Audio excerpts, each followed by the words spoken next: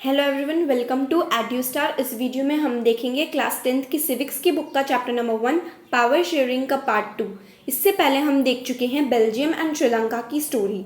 Belgium में ethnic diversity थी, श्रीलंका में भी एथनिक डाइवर्सिटी थी।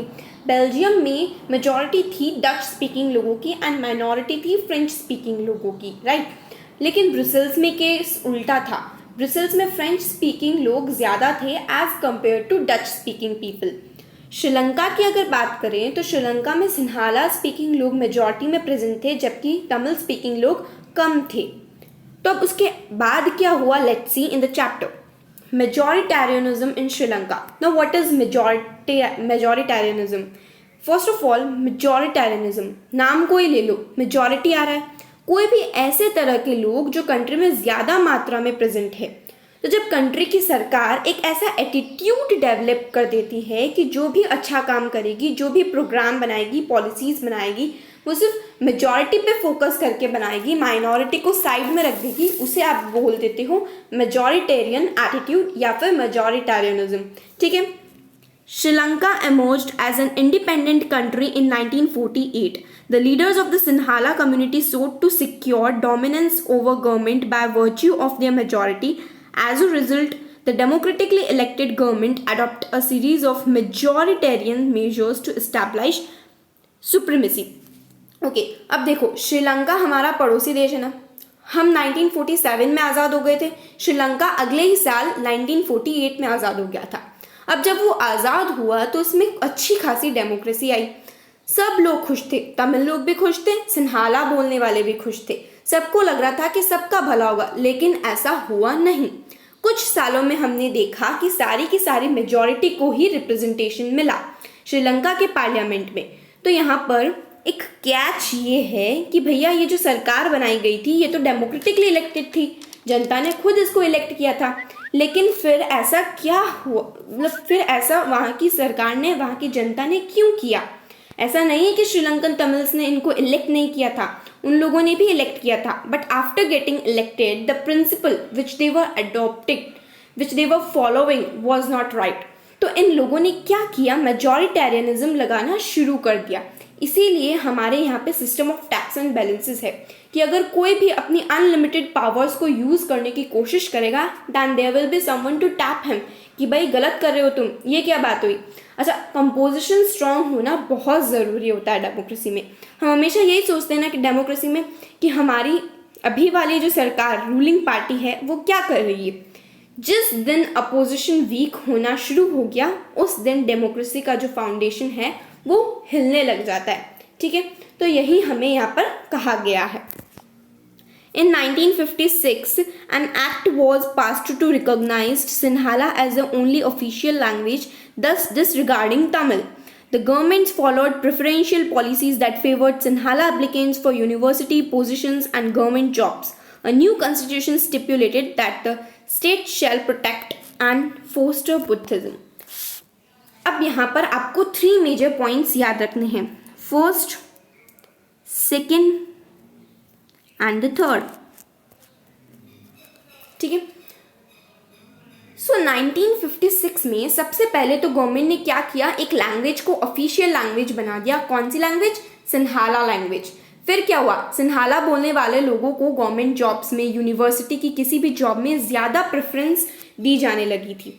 जैसे अपने सीवी होता है ना, उस पर लिखा होता था कि हम सिन्हाला बोलते हैं तो आपको जॉब मिल जाती थी। ये भी गलत है। फिर तो हद ही हो गई, कॉन्स्टिट्यूशन को अमेंड कर दिया गया और उसमें ये बात डाल दी गई कि बुद्धिस्ट रिलीजन को प्रोटेक्ट करना चाहिए, फोस्टर करना चाहिए। क्यों? क्योंकि सिन्हाला बोलने वाले लोगों का रिलीजन क्या है? बुद्धिज्म है। तो हमें इन तीनों पॉइंट से ये पता लग रहा है कि वहाँ पे सिर्फ सिन्हाला बोलने वाले लोगों को फेवर किया जा रहा था, बाकी किसी को नहीं किया जा रहा था, right. All these government measures coming one after the other gradually increased the feeling of alienation among the Sri Lankan Tamils. They felt that none of the major political parties led by the Buddhist Sinhala leaders was sensitive to their language and culture. They felt that the constitution and the government policies denied them equal political rights, discriminated against them in getting jobs and other opportunities and ignored their interest. As a result, the relations between the Sinhala and Tamil communities strained over time.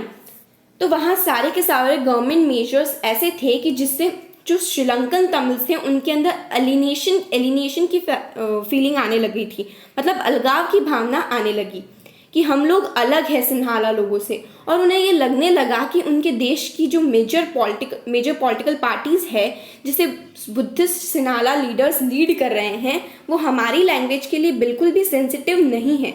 ऐसा किसे लग रहा था? Sri Lankan Tamils को लग रहा था कि ये बुद्धिस्ट लोग हैं ना, वो ना ही हमारे धर्म को बचाना चाहते हैं और ना ही हमारी भाषा को। कॉन्स्टिट्यूशन उन्हें बराबर के अधिकार नहीं दे रहा है और उनके साथ भेदभाव किया जा रहा है और हमें अपॉर्चुनिटीज़ भी नहीं दी जा रही है ताकि हम लोग आगे बढ़ पाए, जिसकी वजह से सिन्हाला और तमिल लोगों के बीच के रिलेशन खराब होने लग गया। अब देखिए यहाँ पर मेजॉरिटेरियनिज्म का अप्रोप्रिएट डेफिनेशन दी हुई है, इसे एक बार पढ़ लेते हैं। बाय द वे ये मैं आपको बता चुकी हूँ, बट हमारी एनसीईआरटी में क्या लिखा हुआ है ये भी तो देखना बहुत ज़्यादा इंपॉर्टेंट है ना, राइट। तो majoritarianism, a belief that majority community should be able to rule a country in which ever way it wants by disregarding the wishes and needs of minority. एक ऐसी धारणा जिसमें हम मानते हैं कि डेमोक्रेसी गई तेल लेने, मेजॉरिटी कम्युनिटी को ही रूल करना चाहिए। देखिए यहाँ पे लिखा हुआ भी है, what's wrong if the majority community rules? If Sinhalas don't rule in Sri Lanka, where else will they rule? So it's okay that if you are ruling, that if you are majority community then you are ruling, that's not a problem, but you should not at least disregard wishes and needs of minority.